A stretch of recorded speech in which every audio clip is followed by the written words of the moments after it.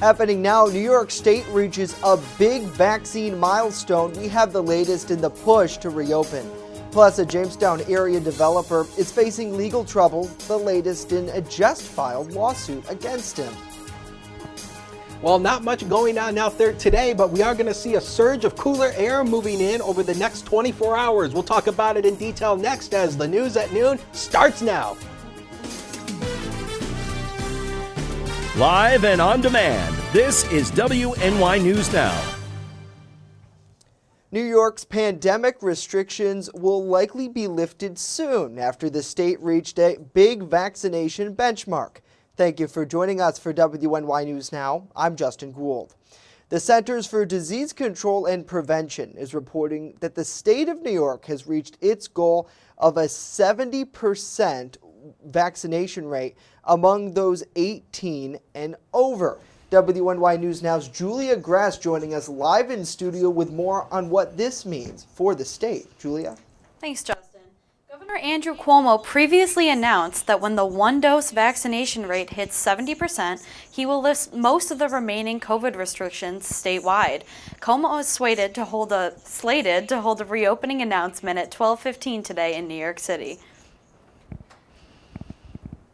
While the 70% benchmark is one President Biden hoped the country would hit by July 4th, Cuomo says New York still has work to do. The governor explained yesterday his new effort to target individual zip codes in order to increase low vaccination rates. And if you look at the bottom 10% that are below 38%, okay? And the vaccination rate is 69%. Chautauqua County has a vaccination rate of 56.5%, while Cattaraugus County has 50.6% of those 18 or older with at least one dose of a vaccine. The governor also highlighted the low vaccination rate of 12 to 17-year-olds as a target area. Why? Because they're 12 to 17. That's why. Because they are young and they are immune from everything. Also, remember when COVID started, it was all about older people. We weren't as focused on younger people. The mortality rate was not as high among young people. They weren't even eligible for the vaccine early on, remember. So they are a little bit late to the vaccine race. To encourage young people to get the vaccine, New York State will host a raffle every week for a full ride to a state school. 10 winners win a full 4-year scholarship, room and board to a state school. That's about $100,000 value.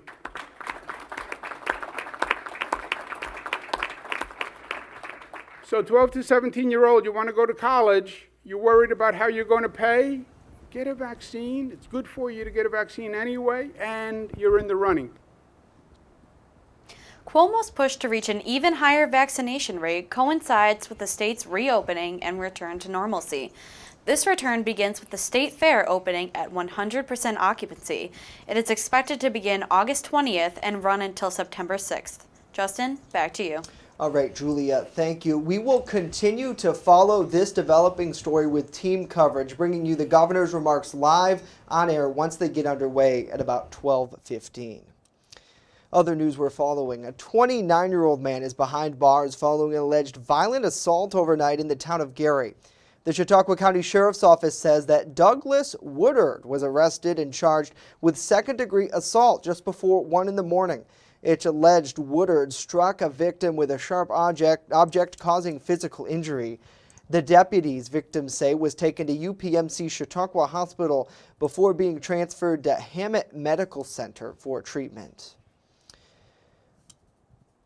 Well, the Chautauqua Area Regional Transit System could see an increase in wages for its bus drivers soon. The proposed increase from $14.44 per hour to $16.66 was suggested at the county level after they're having a difficult time hiring new CARTS drivers.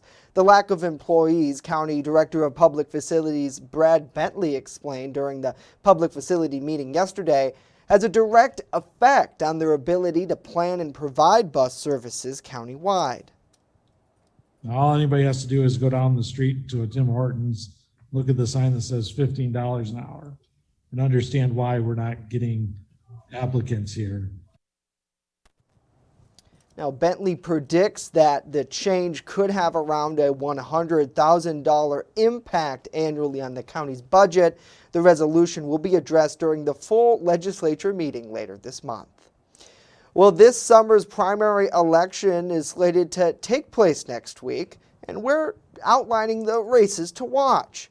Early voting for the June 22nd primary is already underway, with registered Democrats and Republicans casting their ballots in various local elections across Chautauqua County. Some elections to take note of include Chautauqua County Legislature District 4, where Democrats Susan Parker and Christine Starks are going head-to-head. Another top county race is between Republicans Martin Proctor and Bill Ward, who are vying for Chautauqua County Legislature District 18's ticket. At the town level, Republicans Russell Payne and Laura Smith are facing off for the Carroll Town Supervisor ticket. Payne previously defeated Smith in the 2019 election. Now, WNY News Now will provide election updates next Tuesday night online at WNYNewsNow.com and on our free mobile app. Certainly worth downloading. We appreciate you tuning in to WNY News Now today. Let us know what you think about these stories and more in the comments section down below. Always love to hear from you. It's great to see Joseph, good to see Nancy, Pam, and Georgia as well. Hopefully you all are having a great day out there. And it seems to be a pretty nice day weather-wise. Chief Forecaster Dakota Hunter joining us live now with a first look at our forecast, and I see a lot of sunshine out on that shot behind you. Yes, we do. We have some sunshine out there for today. At least we don't have any rain in the forecast for today. This is a live look over the Chautauqua Institution, and hey, all of you people that are walking down there, you're on TV. You're famous now. 68 degrees right now at the Chautauqua Institution, and the satellite and radar composite shows you just a few of those clouds moving on through. This is pretty much going to be it for today. So as those clouds start to part through the afternoon hours, we are going to see partly to mostly sunny skies for at least much of the afternoon. We managed 69 degrees yesterday, coolest day we've had in quite a while around here. 54 is where we started the day. 94 and 34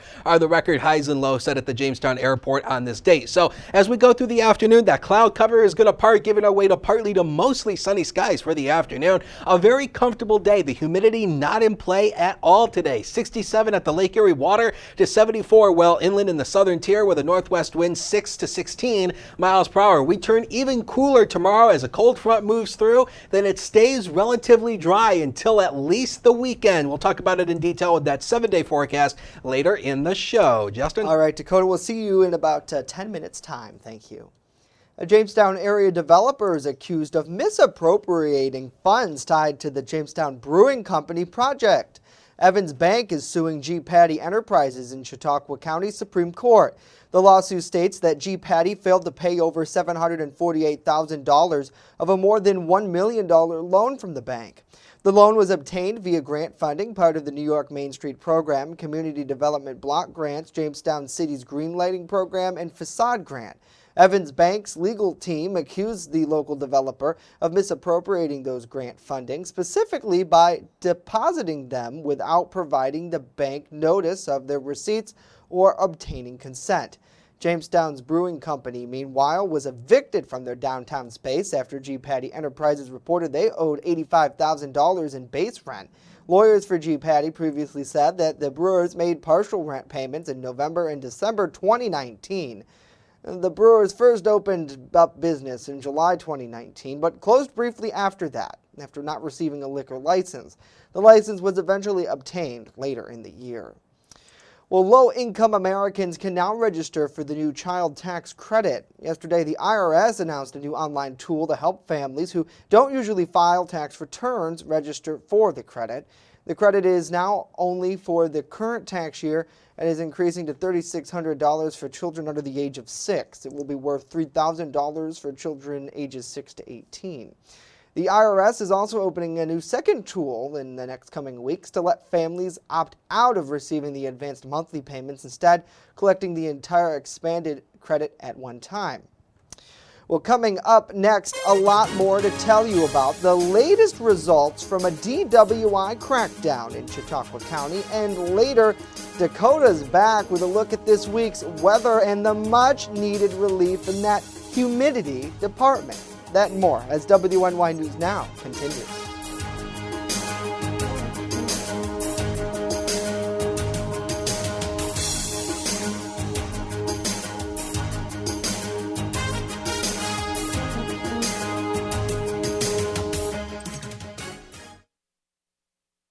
coverage that matters. This is WNY News Now. EagleZip.com is your local one-stop shop for all of your home and business computer needs. Located on Fluvanna Avenue Extension, just outside of Jamestown, EagleZip.com sells and services all brands of desktops and laptops, as well as servers and network equipment for your business. All new computer sales include transferring your data from your old computer, plus a 2-year warranty. Call EagleZip.com today. Stop by EagleZip.com today and let us make computers easy for you. Honest John's has what you're looking for. When you want it good, we're gonna give you lots more. From freshly made subs to the best of pizza and wings, Honest John's has what you're looking for. And now 2 great locations, East 2nd Street and Fairmount Avenue. Order takeout or delivery today online at honestjohns.pizza. You're gonna get it good at Honest John's. Have the best summer ever with endless adventures at Girl Scout Summer Camp. Financial aid available, open to all girls. For more information, call or go to gswny.org. You're watching WNY News Now, where coverage comes first. Over 100 vehicles were stopped during a DWI crackdown last month in Chautauqua County. The Chautauqua County Sheriff's Office says the New York State Stop DWI Memorial Day campaign's main goal was to reduce the number of impaired driving injuries and deaths. The crackdown, which ran from May 28th through June 1st, resulted in 117 vehicle stops, arrests, and summonses. That effort was funded by a grant from the Governor's Traffic Safety Committee. Well, Senators Chuck Schumer and Kirsten Gillibrand have announced legislation to bring an end to unsolicited robocalls nationwide. It's known as the Do Not Call Act. The legislation would increase penalties for automated and illegal phone calls. Schumer says Americans are desperate to hang up the phone, and the Do Not Call Act is the antidote needed to cut the cord on spoofing scams that target especially elderly New Yorkers. According to YouMail, nearly 4.5 billion robocalls target Americans in April alone. Of those calls, over 200 million took place in New York, making it the 5th most called state in the nation. The Office of the New York Attorney General says consumers lose around $4 billion a year through telemarketing fraud. If passed, the Do Not Call Act would allow prison terms of up to 1 year for willfully and knowingly violate calling logs, along with hefty fines. Well, President Joe Biden arrived at his first NATO summit as the U.S. Commander-in-Chief yesterday with a key message for European allies as they tackle a slate of topics, including cybersecurity, Afghanistan troop withdrawal, and challenges posed by China. The summit is also a prelude to Biden's sit-down with Russian President Vladimir Putin tomorrow. Karen Kafa with more for us. President Biden Monday taking his message that America is back to the European continent and the NATO summit in Brussels. I just want all of Europe to know that the United States is there. The message welcomed by the alliance after years of talk by Biden's predecessor Donald Trump to pull U.S. support. All leaders agreed that in an age of global competition, Europe and North America must stand strong together in NATO to defend our values and our interests. In a joint communique summarizing discussions, NATO leaders specifically cited the dangers of more frequent, more complex cyber attacks, rising challenges posed by China, and a Russian threat to Euro-Atlantic security. President Biden will sit down with Russian President Vladimir Putin in Geneva on Wednesday. We should decide where it's in our mutual interest, in the interest of the world, to cooperate and see if we can do that. And the areas where we don't agree, make it clear what the red lines are. On Monday, Biden met one-on-one with Turkish President Recep Tayyip Erdogan. The relationship between the U.S. and Turkey has been rocky, with Russia and China at the center of tensions. But Turkey will play a critical role in Afghanistan after U.S. troops depart later this year. NATO leaders largely backed Biden's decision to withdraw U.S. troops from Afghanistan by September, according to a senior administration official present for summit talks on the topic. In Washington, I'm Karen Kafa. Karen, thank you. Well, hobby photographers and professionals, today's your day to shine on National Nature Photography Day. Clean out your smartphone or those DSLR lenses and capture the natural beauty of the outdoors. The North American Nature Photography Association, along with millions of photographers and photography lovers across the nation, observed the day on June 15th. Nature lovers and photographers capture photos of wildlife, landscapes, or even both. So share your nature photos online with the hashtag Nature Photography Day. I know, Dakota, you were saying, what is a DSLR camera? It seems like a lot of people maybe don't know what that is anymore. No, I was not making fun of No. DSLR cameras. I was making fun of you. What did I say? Because you were supposed to say, I think, smartphones, and you said something else. What? Like smartphone or something. Smartphones. I have no idea what you said. I don't know what I So apparently, folks, this is not a smartphone. This is a smartphone. Or whatever it is you just said. That's what I was making fun of. Oh, I'm sorry. Well, So- I was actually ironically talking about DSLR cameras earlier today with Mario in our newsroom, and he brought his in today to show us off, and it's pretty cool. I mean, my mom is a big DSLR fan, although now I find more and more I use my iPhone because it's not necessarily better, but it's just with you. It gets the job done. Yeah, and it's with you. It's next to you. I mean, how much more convenient can you get? Really? Right. And, you know, the problem is if you carry a big DSLR or a big point-and-shoot camera, Yeah. it makes you look like a tourist. Right. You're walking around. You can tell who the tourists are Right. around here. But even tourists don't even do that anymore. No. They just have their phones like this or the iPads. For the right? gram. Good to see Jay. Thanks so much for tuning in. We appreciate you tuning in every day, man. Good to see Jody, Ed, and Jason as well. A lot of tourists, I love these. Well, you have the iPads. So iPad. Camera's right here. I just go, okay, I'm going to take a picture. Doot. You ever have that? Yeah, You see that? but if you've got a big iPad, like if you've got an iPad Pro, you are not taking pictures with that thing. Yeah, because it's Let's too be big. honest. It's too big. You just take a big selfie. Yeah, there you go. Boop. Check out the Instagram feed. That'll be up on I InstaFace know. in a couple of minutes. InstaFace in just a couple of minutes. All right, Dakota's forecast will be coming up, but first we did want to update. Governor Cuomo is about to make an announcement. Let's get to that. This is WNY News Now with live breaking news. This past long year. First, let me thank my health commissioner and my team that did just extraordinary work every day. Let's start with Dr. Howard Zucker and Robert Mujica and Dana Caratanudo. Kathy Wild, thank you very much for everything you did and the partnership that we had. Jane Rosenthal and Tribeca, thank you for bringing life back to the city. Ken Rasky, Michael Dowling, thank you for keeping our hospitals open and up to the challenge. Carlos Casura, thank you for keeping this city building. Henry Munoz, thank you for the health care and communities all across this state and country. To all our friends in labor, to all our friends in business, to all our community partners, thank you so much.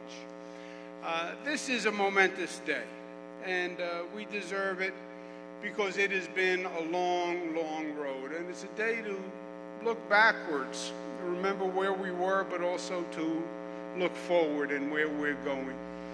When I would do the COVID briefings, I did them every day because I wanted people to have a sense of consistency. I wanted people to have information as a source of comfort.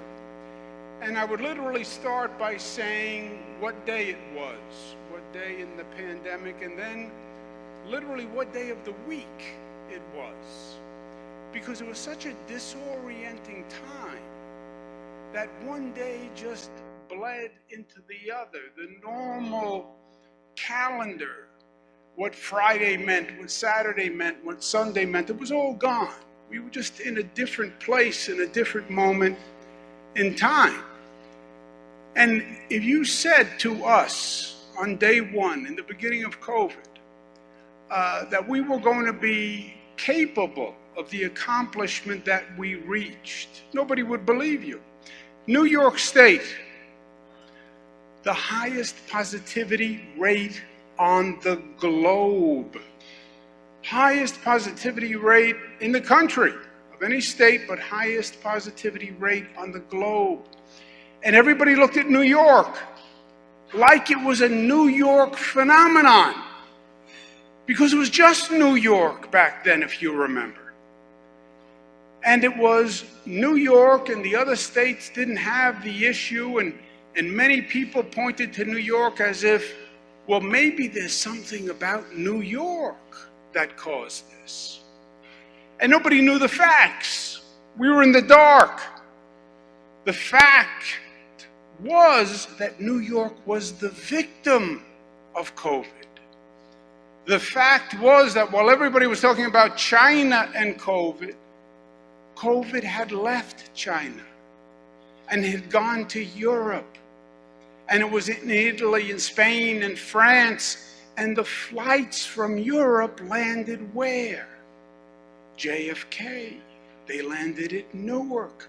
COVID had been coming here for months and nobody knew it. We were ambushed by COVID. We had people dying from COVID before we knew COVID was here. And then when we finally figured out as a nation what was going on with COVID, it was too late, because it had been coming for months and months. Highest infection rate on the globe. And we were alone. And it was frightening. It was like living through a science fiction movie. Jacob Javits Center, largest field hospital in the United States of America. 2,500 cots set up as far as the eye could see. All military personnel, all green uniforms, waiting for the avalanche of ambulances to bring people. Streets deserted. Times Square deserted. People leaving New York. It's not safe. It's the density of New York. It's something about New York, and people abandoned New York. But others stayed and others fought. But it was probably the most frightening moment that we have gone through, and a moment that we will never forget, and a moment that changed us individually and changed us as a society. It was a moment of trauma, and a moment that no one will ever forget, and nobody should ever forget. Where are we today? We have the lowest COVID positivity rate in the United States of America.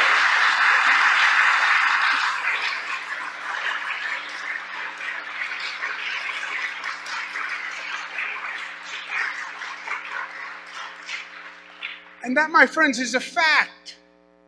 In this day and age where everybody has an opinion, everybody has an opinion, everybody has a political ideology, everyone has an opinion. Yeah, there are still facts. And facts are not Democratic facts or Republican facts or conservative facts or socialist facts. They're facts. And on the facts, what New York has done is extraordinary. We went literally from worst to first.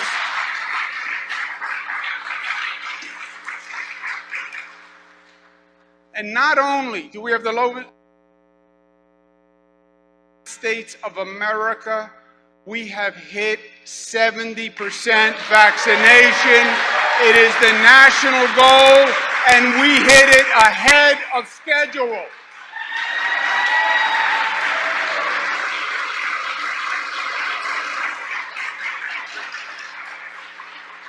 What does 70% mean? It means that we can now return to life as we know it.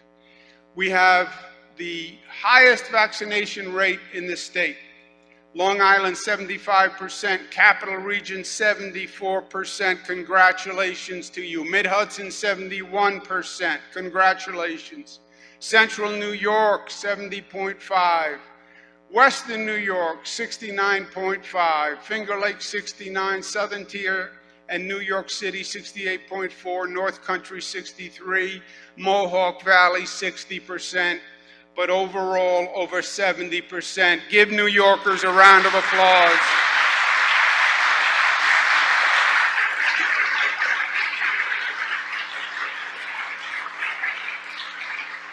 And we enter a phase where we successfully deployed the weapon that was going to win the war. And the weapon was the vaccine. And we knew it. But the question was, would we do it? Could you organize enough to get it done? Would people show up to get it done? Could you organize this massive operation and infrastructure not done since World War II, where you could actually get this task done? And we stepped forward, and we stepped forward boldly, and we led the nation. We led with Nurse Sandra Lindsay, who was the first at Northwell to take that vaccine and to say to people, it is okay, it is safe. And we've gone on to do more than 20 million vaccines, more per capita than any big state in the United States of America.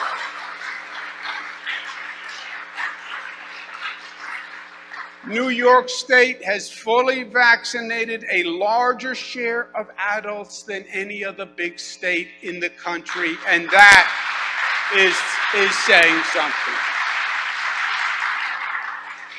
Congratulations to New Yorkers, because they are the ones who did it. We're no longer just surviving. We're not in our homes afraid to go out. We're not in our homes disinfecting everything that we can see. Life is not about survival. Life is about thriving. Life is about seeing people. Life is about loving. Life is about celebrating. Life is about enjoying. Life is about interacting. And now we get back to living in life. The state mandates that have proven right and correct and brought us through this pandemic are relaxed as of today. Effective immediately.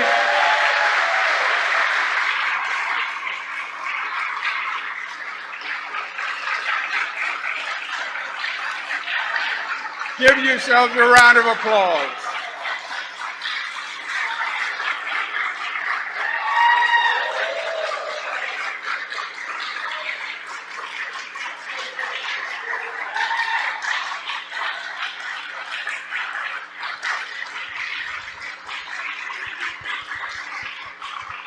So all the state-mandated restrictions are lifted on commercial, social settings, sports and recreation, construction, manufacturing, retail, buildings, all across the board. We can get back to living, and businesses can open because the state mandates are gone. Social gathering restrictions, the capacity restrictions, the health screenings, the cleaning and disinfecting protocols. I'm not giving up my hand sanitizer just yet, by the way. I love that New York Clean hand sanitizer. It keeps everything clean, plus you take a All right, New York State Governor it Andrew opens up Cuomo your there providing an update and what we expected to be a big announcement after New York State hit that 70% threshold of those vaccinated, lifting all the remaining COVID restrictions statewide. He already lifted mask mandates following CDC guidance earlier this month that said those who were vaccinated against COVID do not have to wear a mask in many settings. Still, certain settings like doctors' offices and other healthcare providers, a mask is needed. We will continue to follow this developing story online at WNYNewsNow.com and on our mobile app. Our Julia Gress and Mario Cosentino are working on this, and they'll provide an update a little bit later on. But before we go today, wanted to get to our full weather forecast, which is happening right now. Fast, accurate, and everyday. First Defense Weather. All right, wanted to take a look at those temperatures throughout the month because as we run right now, we've had numerous days this month where the temperatures have been above normal. Our average temperature 3 degrees, 5 degrees above normal, and if the month were to end right now, it would be the 12th warmest on record. And it looks like we've got some warmer air coming our way. The 8 to 14 day temperature outlook from the Climate Prediction Center does favor some warmer air coming in toward the end of the month. So yeah, don't get used to the cooler air and the lower humidity. This is the cold front that's going to be moving on through, and once it does, it brings cooler air our way. Peaks of sunshine downtown right now, 65, northwest wind at 12, wind gust at 18. So all in all, it's feeling nice out there. So wanted to take you through a future scan very quickly just to show you sun and clouds through the afternoon. Tonight should be partly to mostly clear, a nice stargazing night. Tomorrow, we'll bring in a few more clouds tomorrow, but otherwise just a repeat and a little bit cooler as that cold front moves through. You'll see the clouds moving in for tomorrow, but again, we'll call tomorrow partly to mostly sunny on average. Quick check on the tropics because we now have Tropical Storm Bill in the Atlantic. This is off the Massachusetts coast right here, moving way out in the Atlantic. Tropical storm, 60-mile-per-hour winds, and the Hurricane Center is continuing to watch this area down here in the Gulf of Mexico, and if this forms into a tropical storm, it'll be given the name Claudette. So here we go with the zone forecast. The inland areas today, we're likely going to stay in the upper 60s to maybe around 70 in some spots, but at least the sun will be out. The next 7 days of your life are coming up right now. I've got 67 for tomorrow, 75 on Thursday, a much milder day, a scattered thunder shower on Friday. Saturday will be the wettest of the 2 weekend days. Sunday's your pick day, then back to warm air and rain showers on Monday. News continues 24/7 at WNYNewsNow.com and the mobile app. We'll see you right back here tomorrow at noon. Have a good day.